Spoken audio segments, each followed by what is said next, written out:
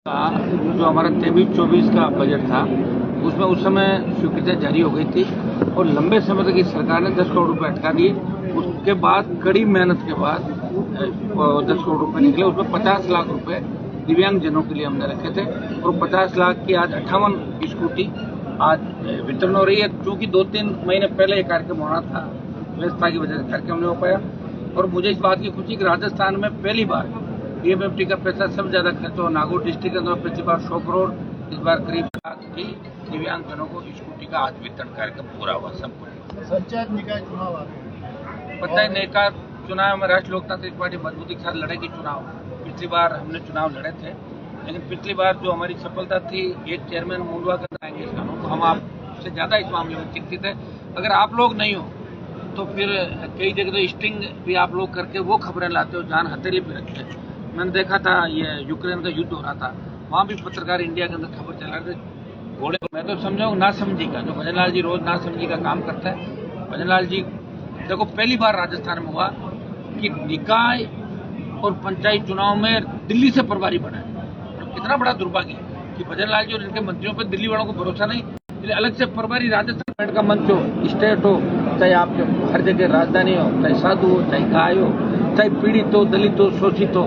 2-3 दिन से जो नागौर अस्पताल के अंदर जिस तरह मेघवाल समाज के लोग की मृत्यु डॉक्टरों की लापरवाही से हुई, वहाँ भी करीबन दूसरी घटना है। पहला चिकित्सा मंत्री तो चारों तरफ खींवसर गढ़, उसके विकास, उसके चारों तरफ रिंग रोड, अब अपना खुद का परिवार का विकास, खुद का विकास, और दूसरे मौज मस्ती में बहुत पारिवारिक कले में जूझ रहे हैं। मैं ज्यादा नहीं कहना चाहूंगा, ठीक नहीं, बड़ा धंधा रहा है और नागौर उस दौर से गुजर रहा है। यहाँ तो एसपी भी नहीं बताऊंगा, पता नहीं कहाँ से लाके एक व्यक्ति को बिठा दिया।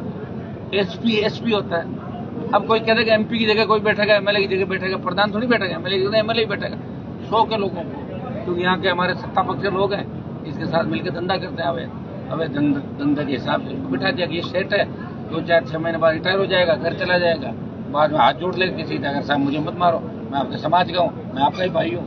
और अभी जब तक है लूट खसोट करके कर देगा नागौर का सत्यानाश। चुनाव करीबन 20 दिन से ऊपर हो चुके हैं, अभी भी आरोपी पकड़े नहीं गए, क्या कारण है? सरकार है जो किसी भी हद तक जा सकती है। हमने बहुत से कूच किए, बहुत से समझौते कराए, बदल जाती है, लेकिन मैं बहुत पीछा करता हूँ, इसलिए सारी चीजें वापिस करवा के मानता हूँ, आखिरी तक लड़ता हूँ। जैसे डीएमएफटी का पैसा है ना, बहुत लड़ने के बाद आया। ज्योति मिर्जा तो डीएमएफटी को लेकर तो छोड़ के चलेगी, कांग्रेस बोला था ना कि हनुमान जी के पास चला गया सारा पैसा, ये वही तो है ना। रोक क्यों नहीं रही? अभी पार्टी ने मैंने इसको रोकती मुझे याद है। पैसा तो सरकार का, भाई उनके घर का पैसा थोड़ी है।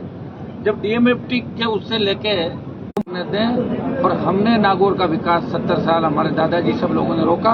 नागौर आगे क्यों बढ़ रहा है, इसलिए इसमें बाधा कैसे उत्पन्न की जाए, वो षड्यंत्र ये लोग बैठे हुए कर रहे हैं। जीत पा नहीं रहे, क्या चुनाव हार गए, शर्म है नहीं, घूम रहे हैं। सर, पंचायत राज संस्थाओं में जो आरक्षण की लोटें निकली है, उसमें ओबीसी के आरक्षण को देखिए, ओबीसी की जनगणना ही गलत तरीके से हमारी समाज की 72 लाख संख्या बता दी, जो 1.5 करोड़ से ज्यादा अकेला जाट समाज है। ओबीसी का जो परसेंटेज है वो 21 नहीं, राजस्थान में 30% जो बताया है आपका 21% आरक्षण, और राजस्थान में जिस तरह करीब बताया था परसेंटेज, इन्होंने कम किया। इन्होंने करीब जो हमारा पिछला ओबीसी का था उससे बहुत कम संख्या के अंदर आंकड़े कि मैं कह रहा हूँ हमारे समाज की संख्या 72 लाख बता रहा हूँ, कोई 5 लाख, उसको 50,000 बता रहा हूँ। इससे कुछ भी नहीं होगा, ये जानबूझ के कर रहे हैं। और सबसे बड़ी बात, ओबीसी के इलाकों में सर्वे करना ये लोग नहीं गए। ऐसे 6 जिले में जानता हूँ, जहाँ पहुंचे नहीं वहीं लिख दिया बैठे बैठे। तो ये तो मतलब एक तरीके से अंधेर कर दी राजस्थान में, पूरे देश के अंदर अंधेर कर दी। और देश के लोगों को अब संभलना होगा, नहीं तो मुझे लग रहा है कि देश की सरकार इसी में लगी है कि लोग रोटी के लिए लड़े, एक दूसरे को मारे और हम आराम से मौज करते रहे। इसी में सिस्टम लगा हुआ है, कोई सुनने वाला नहीं है। इसीलिए तो बीजेपी के अंदर लोग आ गए बाहर से, सिर्फ ईडी सीबीआई से बचने के लिए।